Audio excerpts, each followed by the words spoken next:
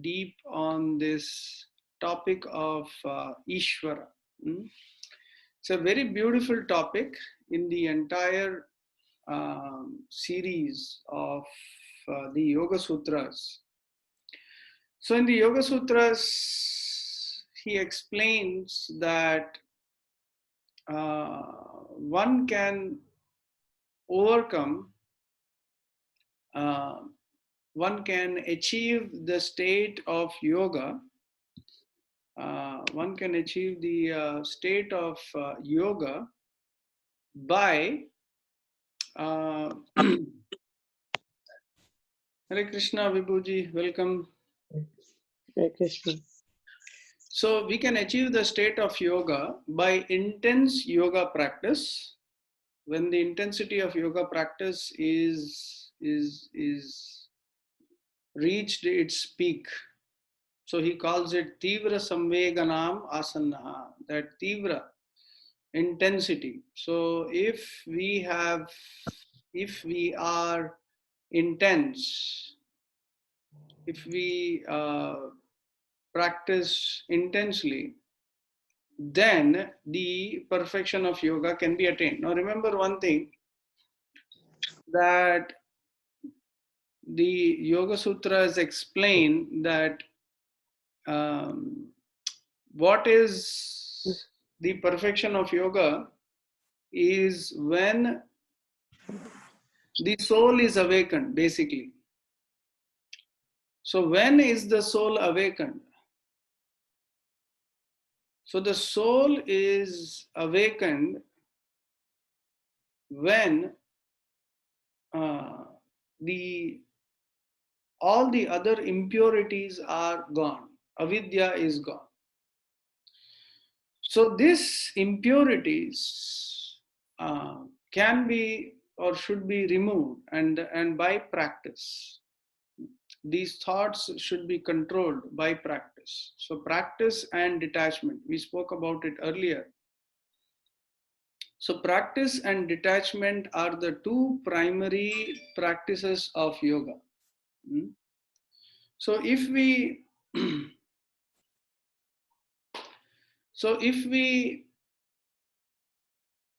practice intensely,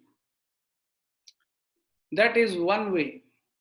But until the practice reaches its culmination, there is a difficulty. There is a lot of difficulty. Until the practice reaches its culmination, there is difficulty in achieving the goal. So if we want to achieve, welcome Amulya, Hare Krishna. So if we want to achieve perfection in our spiritual practice, that is awakening the soul, if we really want to achieve that, then the real way to achieve this spiritual practice, either by intensity of our practice, he gives two methods. One, by intensity of your practice, you come to this point, that when you practice yoga, you practice so intensely that you burn away all your impurities. Or a sure short method, but ultimately you have to come to this point from the beginning itself. If one takes to surrender, bhakti, if one takes to surrender, bhakti, so we have to either, so welcome to Induji, Hare Krishna. So either we have to have an intense practice of yoga, or we should have intensity of surrender. So there is a beautiful example which is given by, before I go to the slideshow, I would like to explain this. So there is a beautiful example which is given by our Ramanujacharya. So Ramanujacharya explains that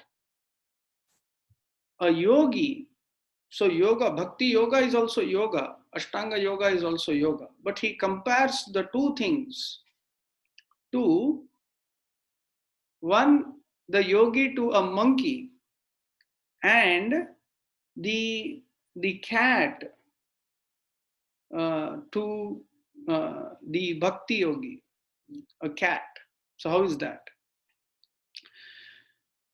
So in the first case, if you have seen a baby monkey, the baby monkey has to hold on to the mother monkey when the mother monkey jumps.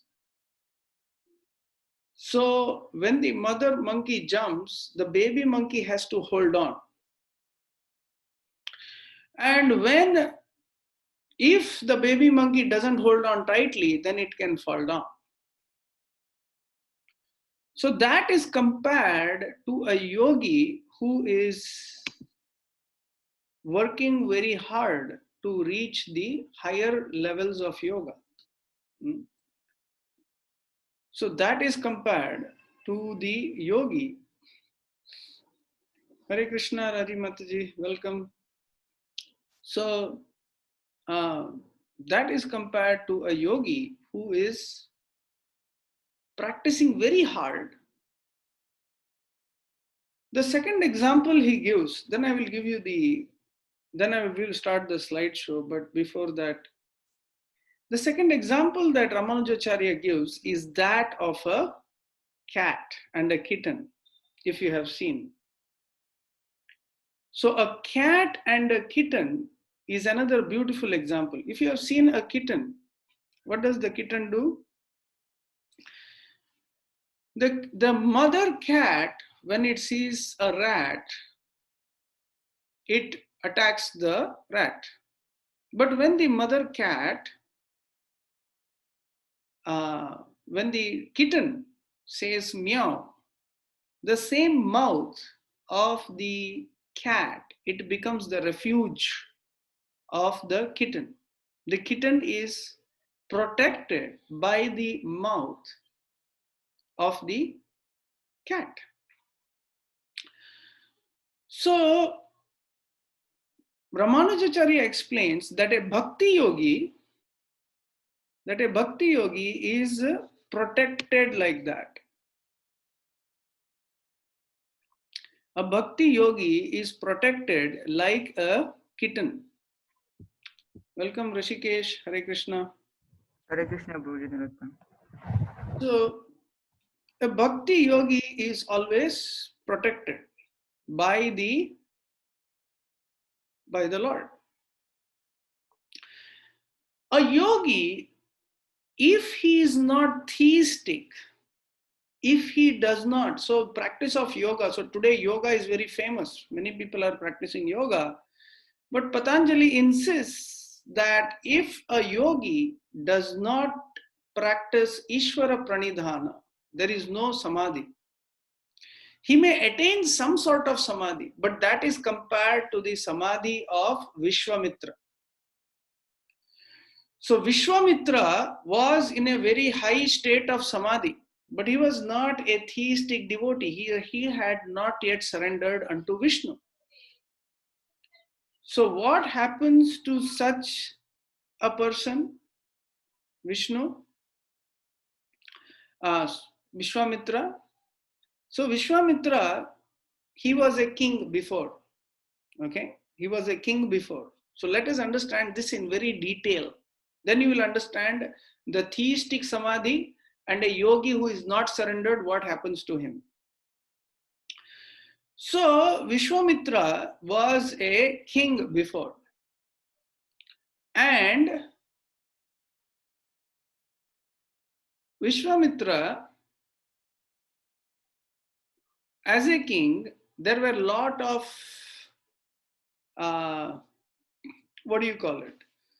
enjoyment in his court.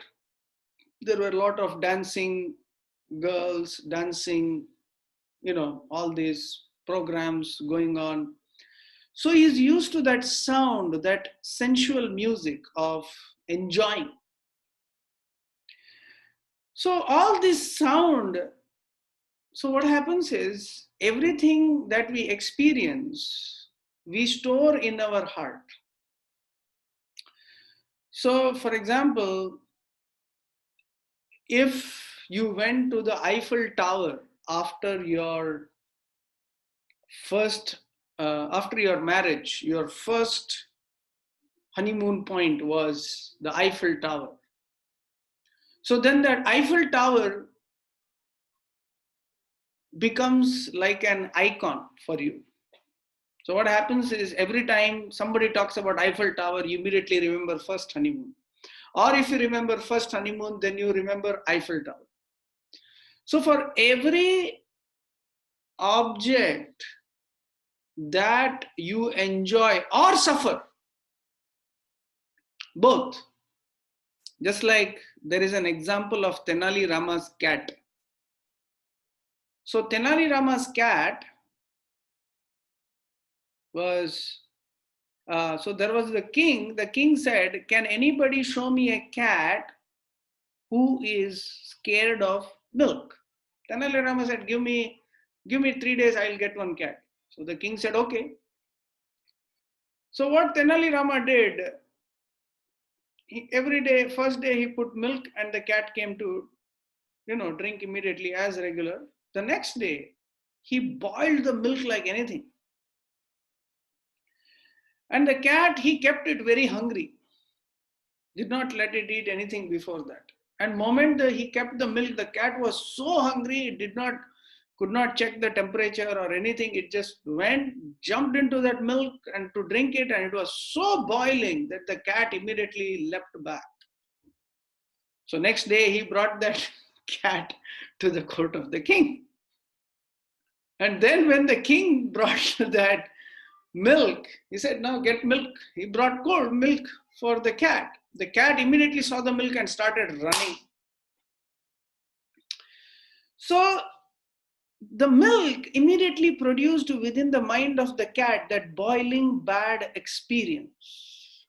So just like that Eiffel Tower can produce a good experience, just like for now, whenever people think of the year 2020, they will think of Corona, right? So this will remain etched in the mind.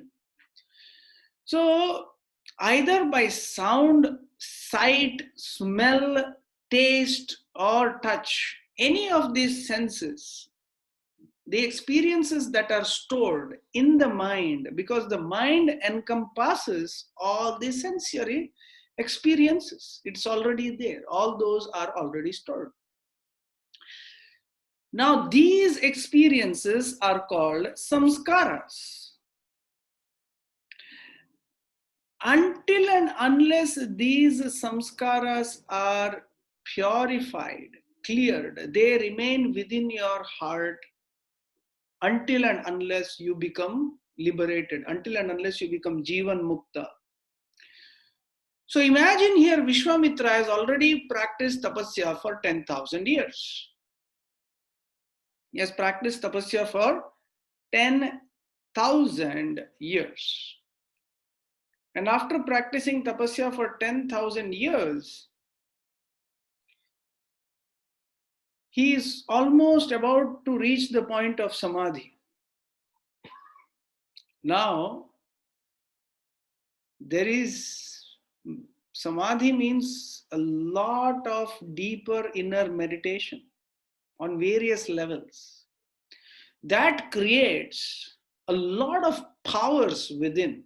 When you reach the level of samadhi, you have powerful physical strength, mental strength. You have a very high level of perception of sound, touch, form, taste, smell, all these things. These are all at a very, very, very, very high platform. Now, when he is on such a platform, Indra, the king of heaven, Indra is getting afraid. Oh, what if he reaches such a level of meditation that he gets the powers to overtake me? So Indra, just before he has reached the stage of, so in Samadhi, there is stage of Sabija and Nirbija. Nirbija means he is completely his mind is completely at a state of automatic meditation. Nirbija means he's already there. He's already in a meditative state, in a perfect meditative state. So that is Nirbija. So he has not yet reached Nirbija Samadhi. He's still in Sabija Samadhi. He's transiting. Now, at that point of time, Indra sends Menaka to disturb his meditation. When he sends Menaka, she starts dancing. And her ankle bells, they start making a beautiful sensual sound. Actually, we can see there are different kinds of music. When you play the flute, it's very soothing. When you play the sitar, it's very soothing. But there are certain things, certain kind of music. If you hear rap music, rock music, all these are all very agitating. So the Apsaras know very well what kind of an agitating music you can produce. And they were dancing. This Menaka was dancing, and all of a sudden that sound, because he was in a state of samadhi, he was deep within. You cannot hear externally so easily. Yet that sound was so powerful. She kept on dancing, that started penetrating, boom. Once you hear, it is processed in the mind. So mind is in the region of the heart. That sound hit the samskara that was there. It clicked. Just like you see the Eiffel Tower, boom, the memory comes back. So similarly, boom, it hit his heart clock. The memory came back. He's like, oh my God, where is this? So because he had not yet given up the desire to enjoy. So in Bhagavad-Gita, Krishna says there are two things. One is you give up enjoyment. That is fine. I don't eat meat. I don't smoke. I don't drink. But the desire is there to enjoy. The desire to enjoy until and unless it is given up. Until and unless it is given up. Those samskaras remain latent. They can be activated. So moment you become desirous of enjoying, these samskaras are ready to go. They are ready to just get activated. So his heart was not completely purified yet. This is to give you an example of a yogi who hasn't done Ishwara Pranidhana. So it hit his heart, the boom, the sound came up. He's like opened his senses. Because of that previous good experience, he wants to experience again. He opened up his senses, he saw Menaka, that's it. And after enjoying with her for quite some time, he realized, oh my God, what did I do? I came out of such a high state of yoga. So then he left her and then he started meditating again. He failed almost many times, and then finally he attained samadhi. That is the state of a yogi who hasn't surrendered to Ishwara. So he explains the methodology. Patanjali explains the methodology, but he says Ishwara Pranidhanatva, Samadhi Siddhir Ishwara Pranidhanat. He explains that without the mercy of Ishwara, you cannot be stable in the samadhi. Because what will the soul do? That's the point. What will the soul do? The soul has to, at one point, attain its nature. As long as it does not attain its true nature, the soul will have to float in the material platform. Even the yogis who are practicing, who are in Brahman, who have not yet entered the spiritual world, even they, until and unless they engage in spiritual activity, they can get stuck in material activity. They could come back. So that is the situation. So therefore, let me, so Patanjali advises that if you want perfect samadhi, Patanjali advises Samadhi Siddhir Ishwara Pranidhana, then the only way is Ishwara Pranidhana. The only way is Ishwara Pranidhan. The only perfection is by Ishwara Pranidhan. So therefore, we can see here. Let me go to this screen share here. And I can show you the presentation that I made for today. So the topic is Ishwara. So Ishwara, the word Ishwara means controller. The word Ishwara means controller. So controller, so Lord Vishnu is the ultimate controller. So Patanjali is very cryptic, and he explains in detail though, but he uses the word Ishwara, and then he goes on to explain that one should chant his name. So Ishwara means controller, the ultimate controller. So he says you have to surrender to this Ishwara. So he begins with saying Ishwara Pranidhanatva. So perfection of yoga is attained by Ishwara Pranidhan.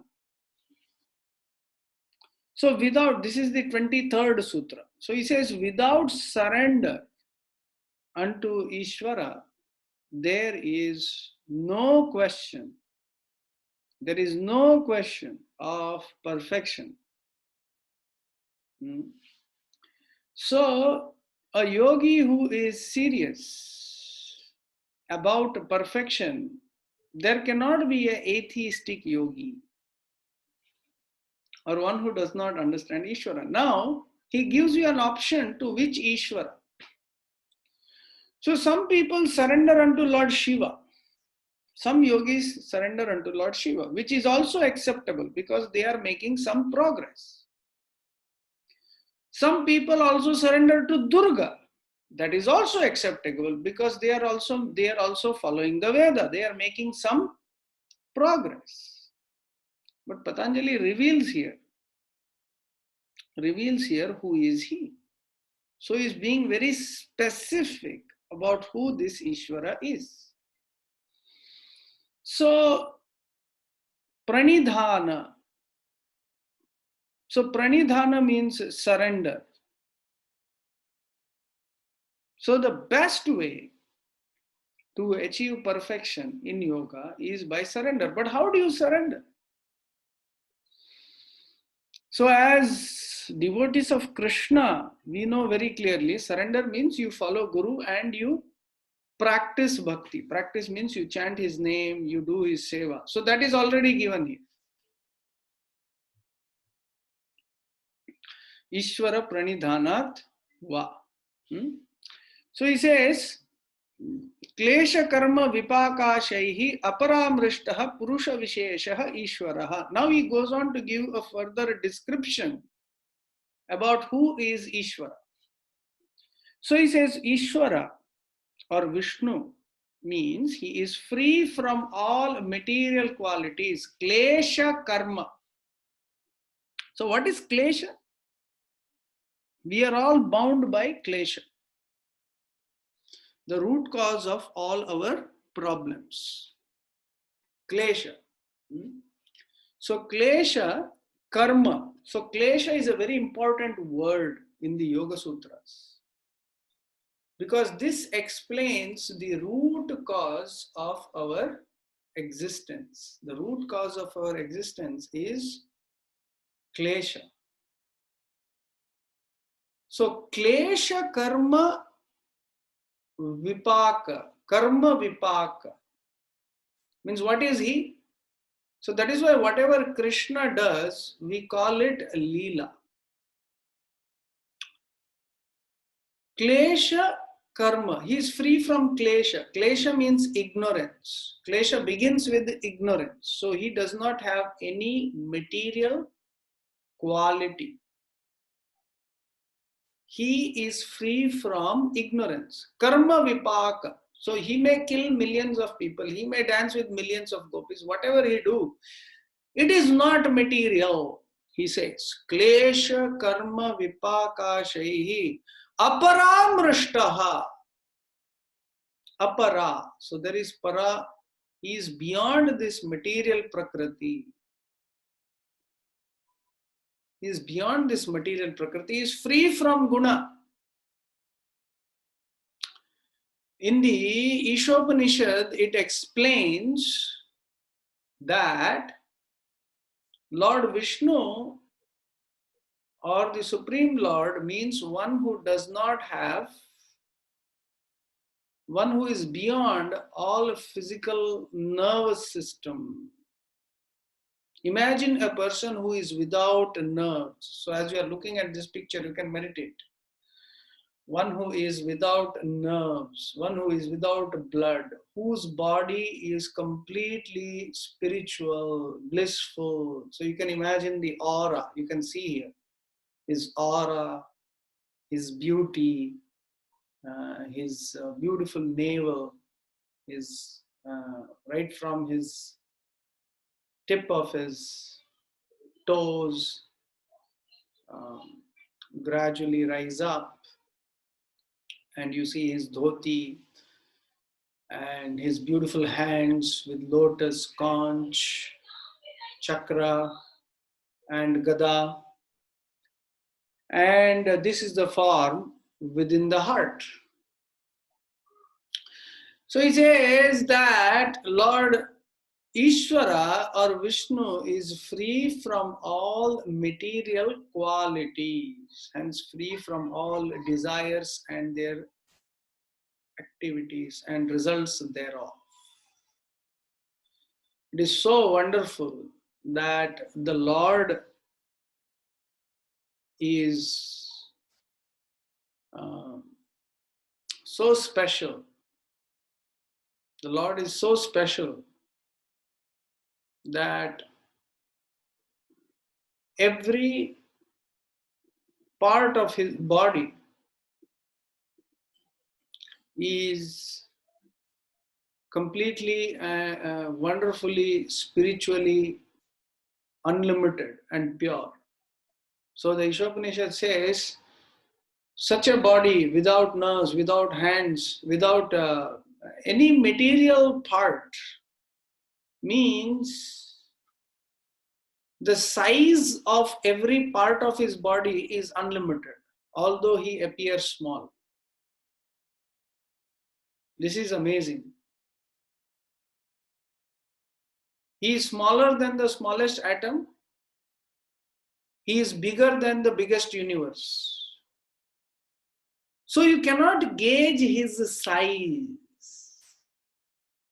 You cannot measure his strength. You cannot even measure his activities. You cannot even think of how wonderful, powerful, unlimited he is. This very understanding of Ishwara, where we begin to realize that this is something beyond our understanding. So that is why he uses the word Ishwara Pranidhana. There is no way to mentally gauge this. Just like Hiranyaksha, when he was attacked by the Varaha, the boar incarnation of the Lord, at that time, when he attacked the boar incarnation of the Lord, Varaha, Hiranyaksha saw him and he said, "Who is this?" He was trying to understand who is this Varaha. Then he thought, "Oh, amphibious beast." He thinks he is an amphibious beast. What amphibious beast? It is amazing how you can think how he thought of him as limited and material. So when somebody thinks of something else as limited and material, then you cannot understand the Lord. Surrender means you understand He is unlimited and He encompasses. So that is why that level of consciousness where you are able to hold this level of understanding. So what happens? Immediately we are attracted to sensual objects. The moment you are attracted to sensual objects, immediately you are in material consciousness. So immediately the revelation of this beauty of the Lord, this unlimited personality, this unlimited power of the Lord, this immediately this manifestation is gone. So first of all, a yogi needs to purify. A yogi needs to purify. A purified yogi needs to surrender. So the surrender is from every step. At every step, like for example, when you practice Surya Namaskar, so the asana is not just an exercise, it is, if you consider it as a way to remember Ananta, as a way to remember Lord Vishnu, Ananta, then that is perfection. He says later on in the second chapter, he says, Prayatna Saithilya Ananta Samapaddi Bhyam, that when you practice the asana, if you are able to remember Lord Vishnu, Prayatna Saithilya Ananta Samapatti Bhyam, that you are able to remember Lord Vishnu when practicing the asanas. So it has already begun. But in the state of Samadhi, it is complete one-pointed focus on Ishwara. So, okay, I have been speaking for almost 36 minutes. So, any questions, comments so far? Is everybody able to understand this?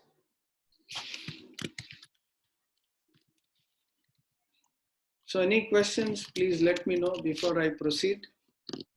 Prabhuji, is it possible to give the word meaning? Your voice is low. Is it better, Prabhuji? Yeah.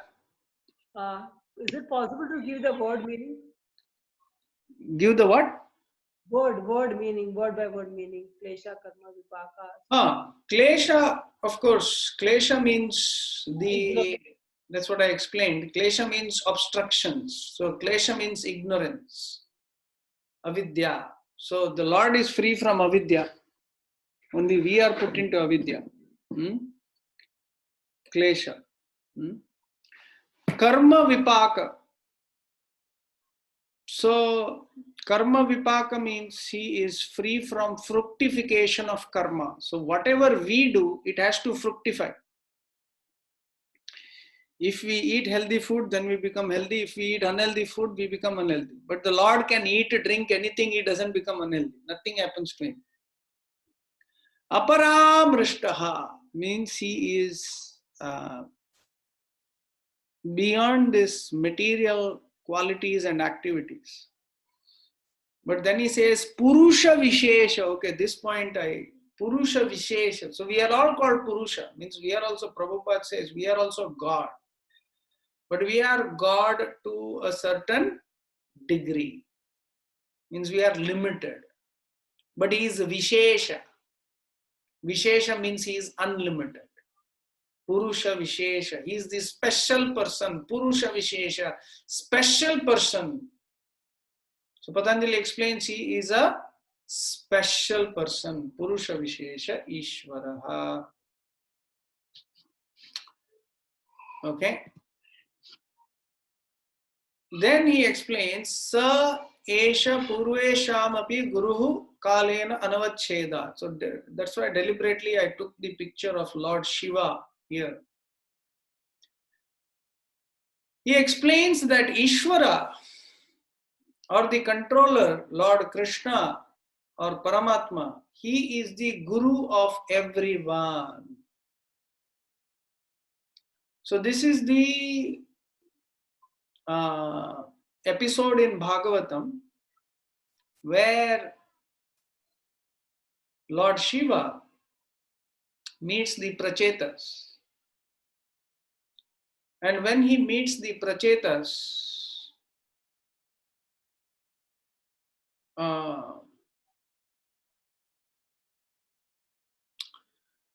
he guides them as a guru into worship of Lord Vishnu. He gives them a Vishnu mantra.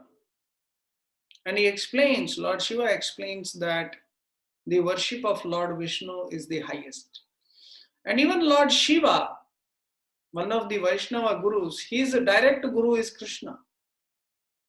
Similarly, within all of our hearts, the Lord is present as Ishwara, as Guru, within our hearts. So the Lord is present within all of our hearts as Guru. So he is explaining here that he is the Guru of everyone. And even right now, as he is present in our hearts, so he is the Guru of all of us. So we are all, for whatever knowledge we have, whatever understanding we have, so we are all grateful to the Lord, because he is the giver of knowledge. He is also the knowledge itself. That is called Vidya. The knowledge itself, that Vidya, that knowledge itself is the Lord. Wonderfully, that is the Lord. So Lord Shiva, we can see here, he is, when Parvati asks him, everyone is meditating on you, but whom are you meditating upon? So Lord Shiva says, I am meditating upon Lord Vishnu, Lord Krishna. That is what he says. So then he explains that what is his name? Tasya vachakaha pranavaha. Says, who is this Ishwara? Who is this Ishwara? Tasya vachakaha pranavaha. His name is Om. He keeps it very neutral because Patanjali wants everybody to practice yoga, because by yoga, so that is how it is famous in the world today. That yoga gives a very neutral approach in general, that you practice asana, it is beneficial for you. So many people from different religions are little skeptical about the theistic aspects of the Yoga Sutras, of practice of yoga. You have to chant Om, you have to do this, you have to do that. So they are a bit skeptical about this particular aspect. So Patanjali keeps it Om because you can just sit and chant Om. You need not have a murti and do worship and everything. However, he recommends that one should do that worship. Samadhi Siddhir Ishwara Pranidhana. The perfection of Samadhi comes only when you surrender to Ishwara. So, this is where he is a little cryptic, but he gives you the essence. Because Om is nothing but Krishna. And even in the Satya Yuga, it is said that if we meditate on Om, everything would be revealed to us. Brahman, Paramatma and Bhagavan. So the impersonal form of the Lord, that is the Lord Krishna or Vaikuntha, there is an effulgence which comes from Krishna. That effulgence is called Brahman. The Lord is present in everybody's heart. He is called Paramatma. And then he has a personal form that is called Bhagavan. So he explains here that his name is Om. And everyone should chant his name. In the next verse he explains, I don't have a slide for that, but I'm explaining here, that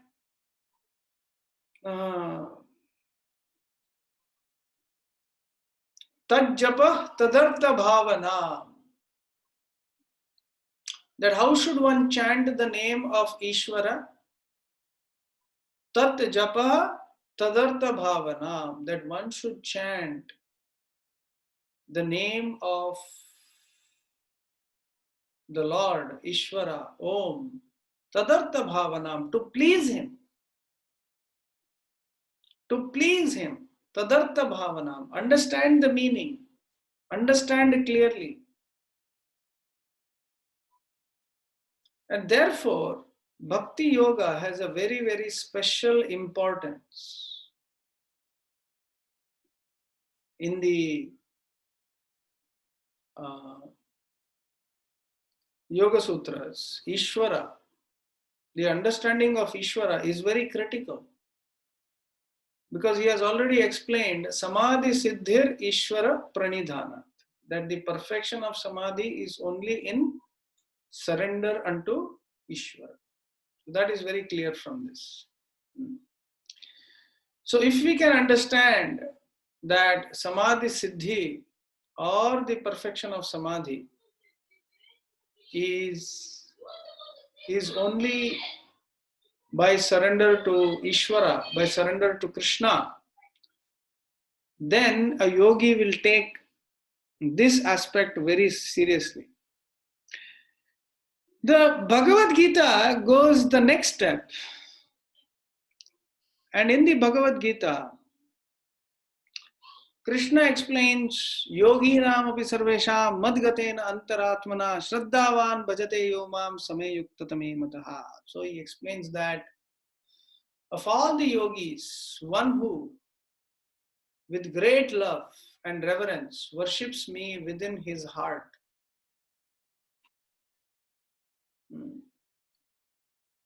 Yogi Nam api sarvesham, of all the yogis, madgatena antaratmana, one who remembers me within his heart, antaratmana, within his heart,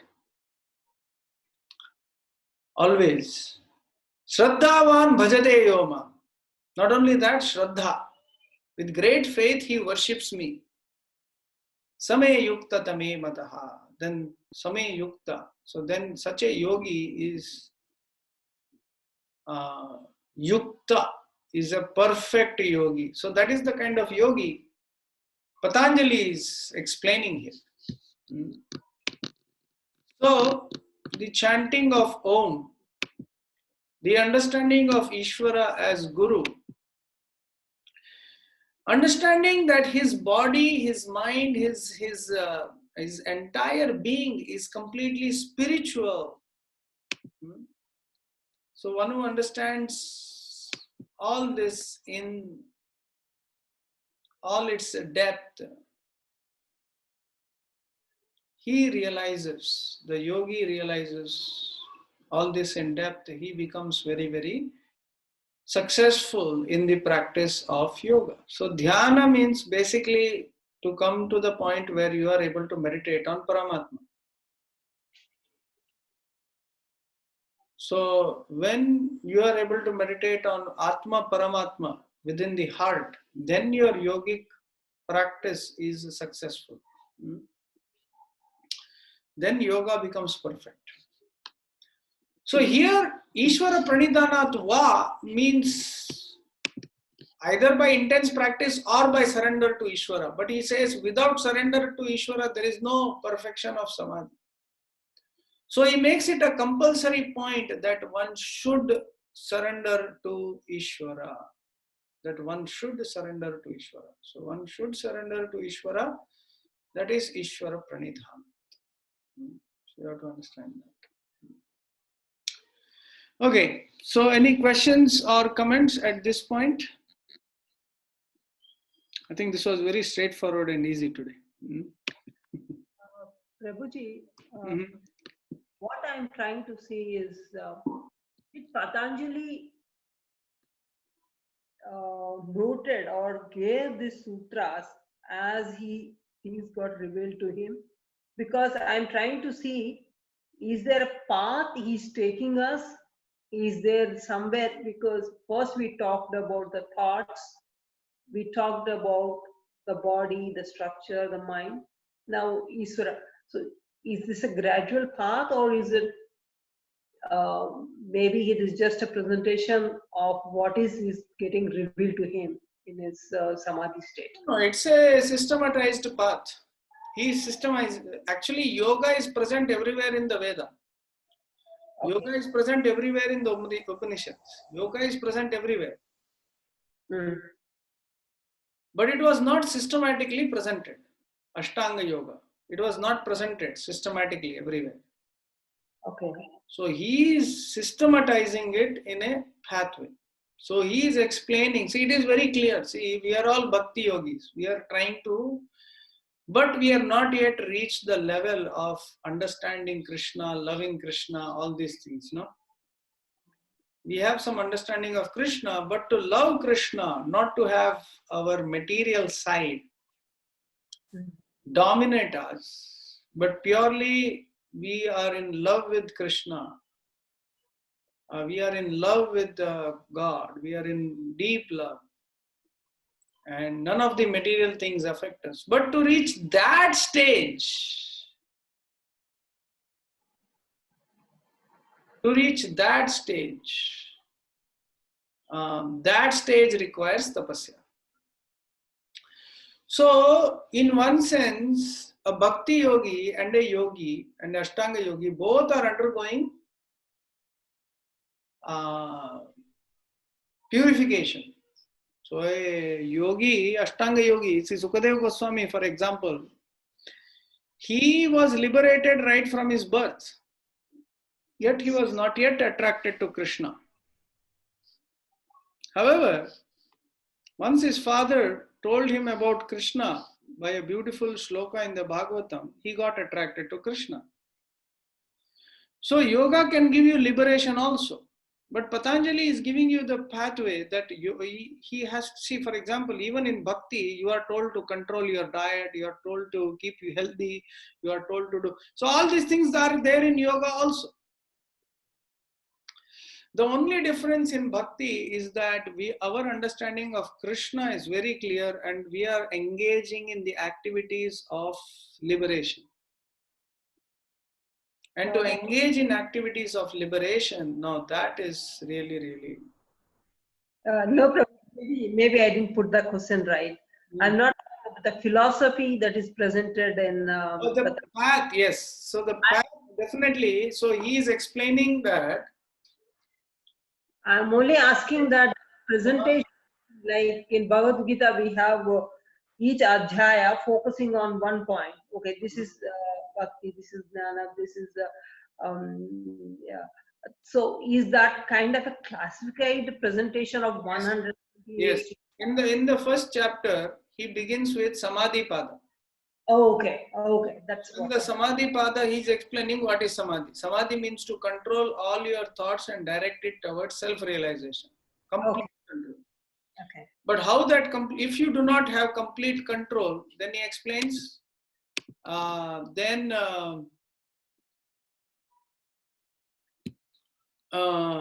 okay, so there is a question here. Okay, okay, I'll answer that. So basically what happens is,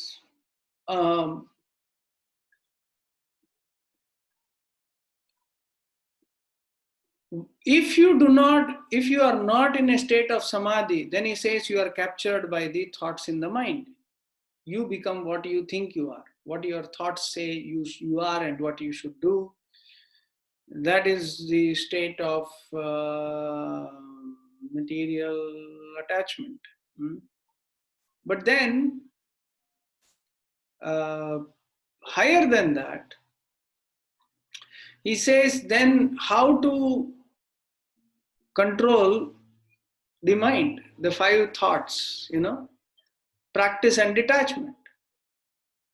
So he says, by practice and detachment, one can overcome disease, problems, all these things. All these things, he says, you can overcome. And by intense and one-pointed practice, one can actually overcome all the physical disabilities, mental disabilities. One can purify his mind and senses. All these things are there. And then,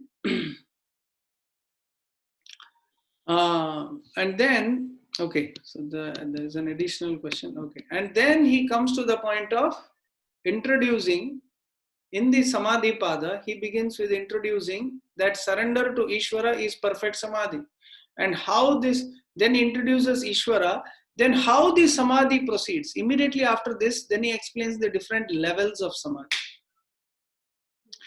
And then for those who are not at the level of Samadhi, those who are not at the level of control, but they are very disturbed, Klesha, then he, second chapter, he explains Sadhana Pada, the Ashtanga Yoga. Ah, okay. And then third chapter he explains after yoga, then you have siddhi. What are these siddhis? But then he says siddhis are not the ultimate goal. Then he goes to liberation. Then he goes to kaivalya in the last chapter. Okay.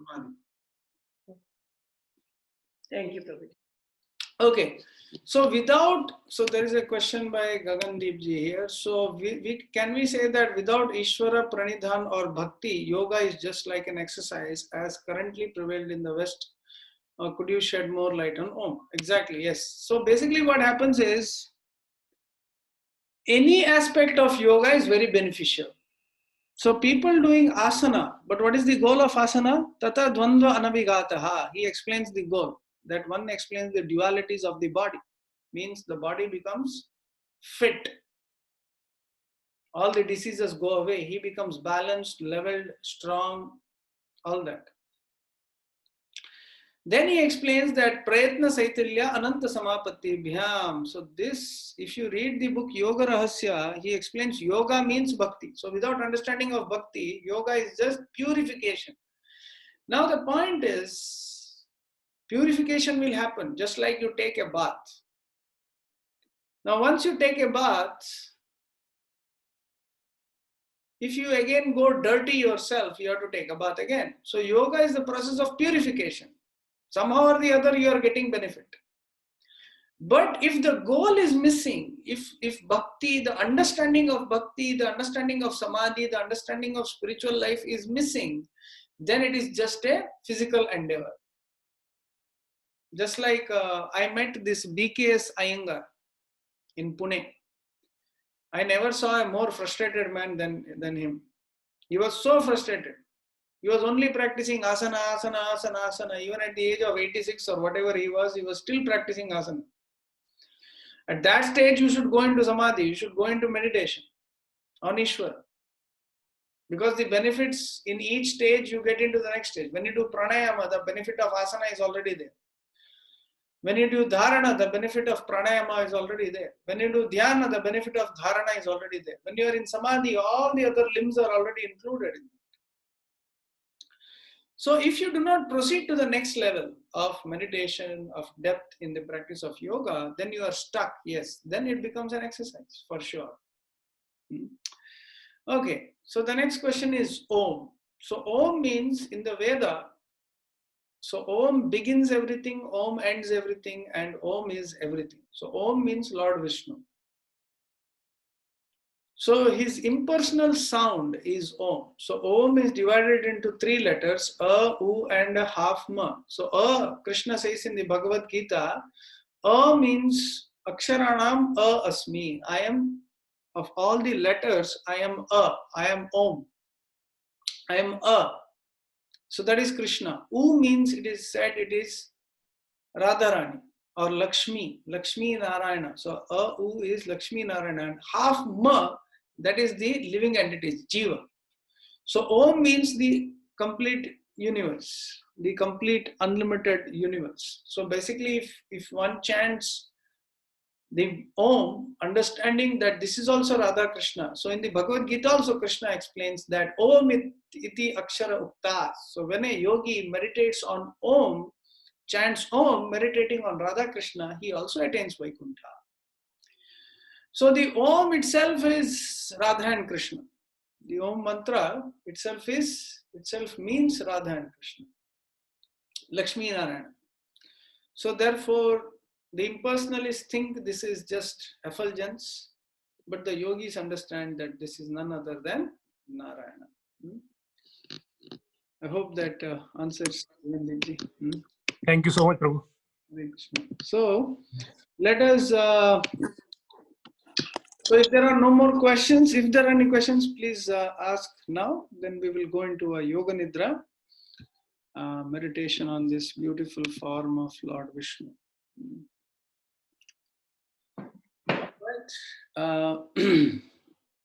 Let us now focus deeply on our breathing.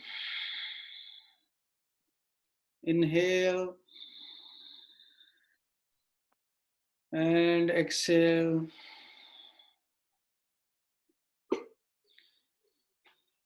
Focus on the throat. Focus on the deeper breathing.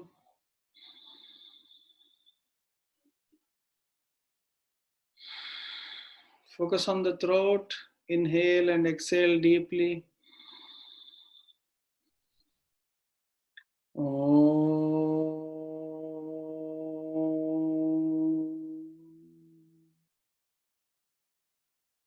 So Om is non-different from this Narayana. Keep breathing in and out deeply. Meditate on Narayana. Om.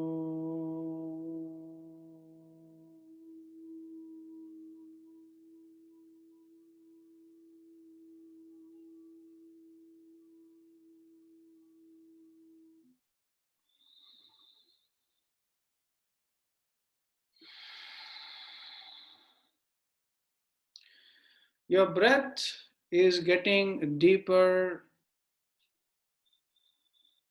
You are feeling more energized.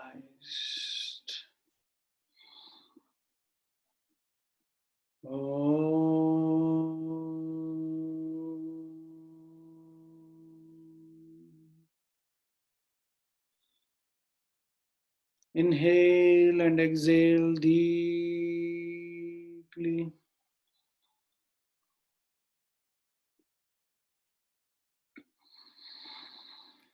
As you are breathing deeper, slower, you are feeling more calm, more inspired, energized.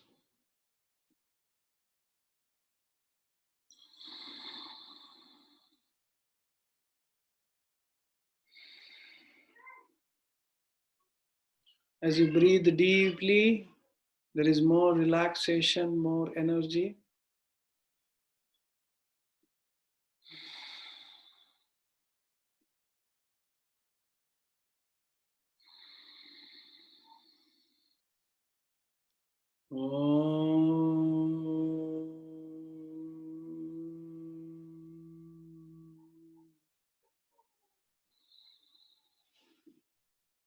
Now gradually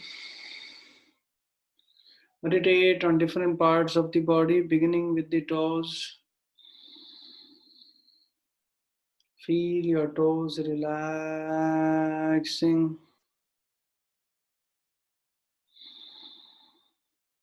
Soles of the feet. Heels. Ankles. Calf muscles. Knees. Thighs. buttocks, pelvis,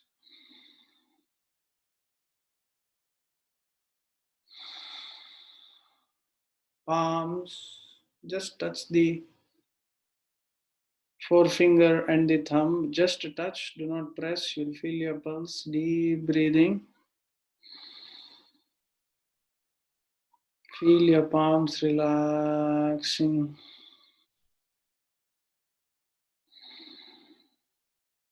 Back of the palms.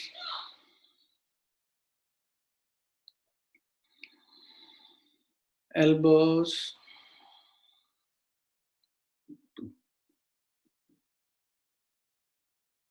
Wrists, forearms, elbows, biceps, triceps, shoulders,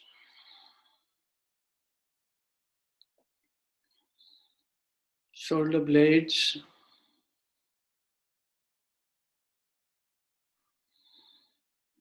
lower abdomen, navel, upper abdomen,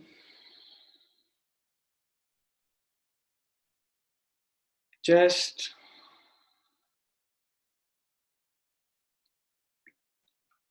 neck, chin, cheeks, lips, nose,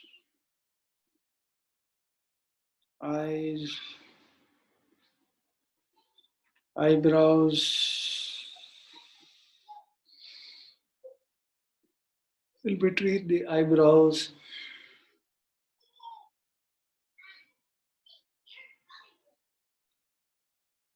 forehead, top of the head, back of the head, the entire back touching the ground,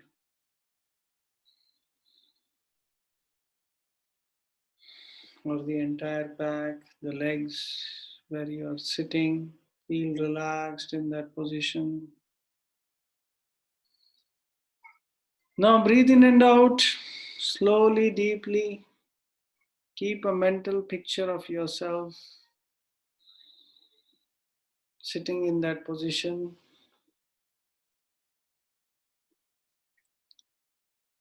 Being more relaxed.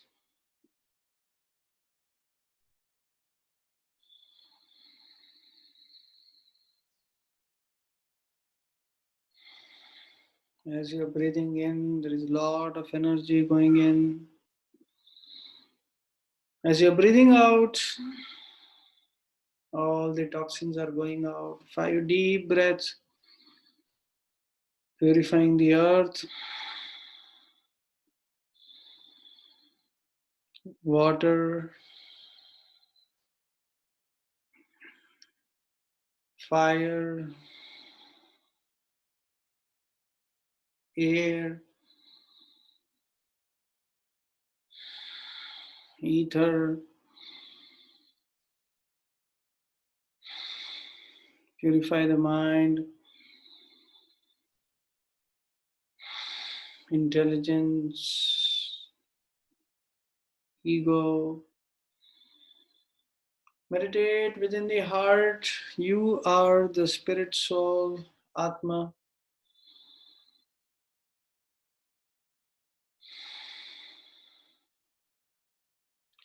You are the blissful soul. And if you realize this point, whatever has happened, whatever is happening, whatever is going to happen, all this is inconsequential. There is no pain, there is no pleasure. It is all a play of the mind.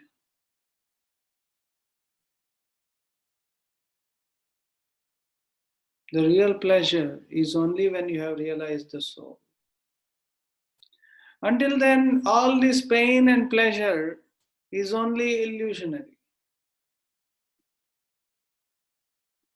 So meditate on the soul and pray that the soul awakens, manifests this brilliant, beautiful soul within the heart.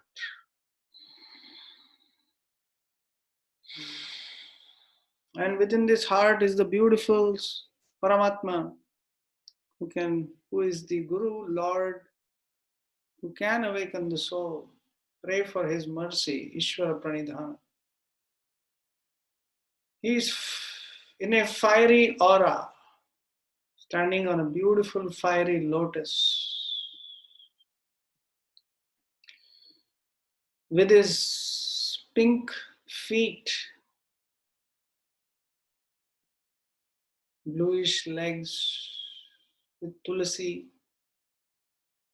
with a beautiful bluish hue, with a golden dhoti,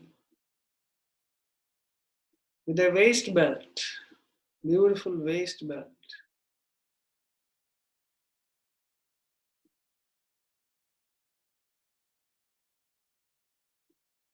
His navel is like a beautiful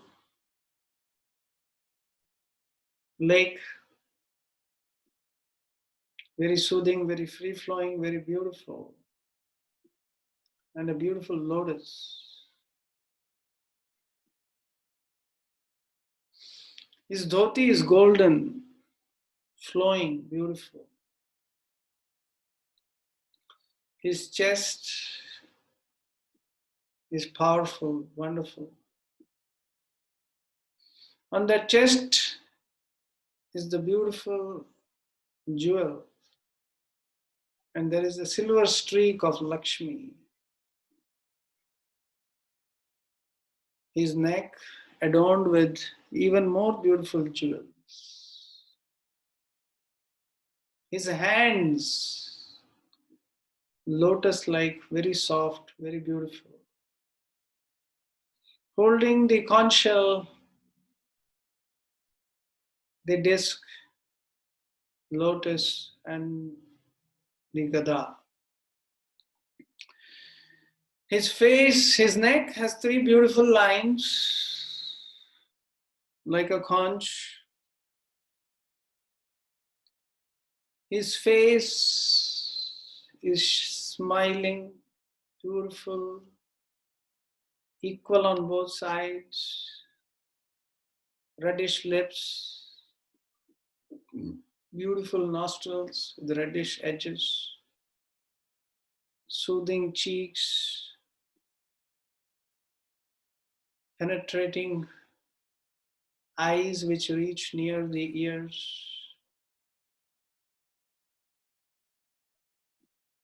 His eyebrows captivating. He has a beautiful tilak, wonderful forehead, and a beautiful crown with a peacock feather. Meditate on his beautiful form. Go within. Now immediately meditate on yourself and meditate on the relationship between the soul and the Supreme Soul.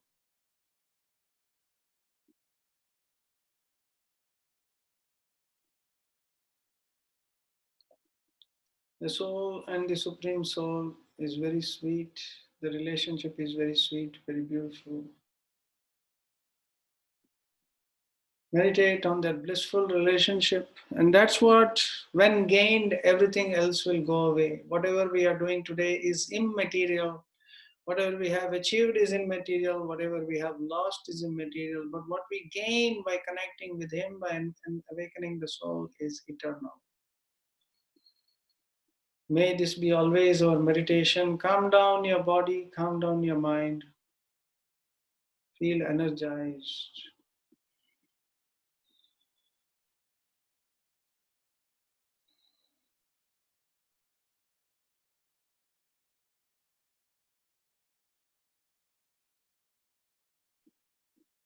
Feel completely empowered, purified to meditate on the soul.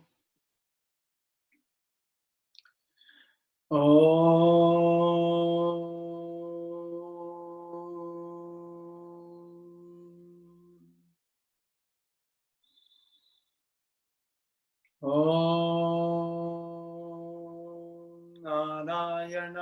Namaha. Om Narayanaya Namaha. Om Narayanaya Namaha. Feeling grateful to this beautiful meditation between the soul and the Supreme Soul, being grateful and happy. Now we begin to come back in the process of Yoga Nidra, always remembering the Lord, being grateful, and always trying to be in this loving relationship with Him. Om Asato Ma Sadgamaya Tamaso Ma Jyotirgamaya Mrityorma Amritangamaya. Om Shanti Shanti Shanti. Hari Om Tat Sat. Okay, you can open your eyes, relax, and always keep this beautiful meditation on the Paramatma within your heart. So thank you all for joining today. I hope you also enjoyed the bliss as much as I did. I felt very refreshed and relaxed, and I'm sure all of you experienced the same. Meditation on the Paramatma is very, very purifying. It's a very sweet, sweet, sweet feeling. So let us continue to keep that feeling. And please join me again tomorrow. We will continue with this part, and we will also add the next part, that is stages of Samadhi, the stages of purification of the mind and stages of Samadhi. So I will end here. Thank you all so much. And Rishikesh, yes, I have recorded this session. We'll upload it both on YouTube and Facebook. And time to see if your camera is off. Please turn it on. Let us see each other and say bye. Thank you so much. Hare Krishna. Hare Krishna. Hare Krishna, Prabhuji. Hare Krishna. See you all tomorrow. Hare Krishna.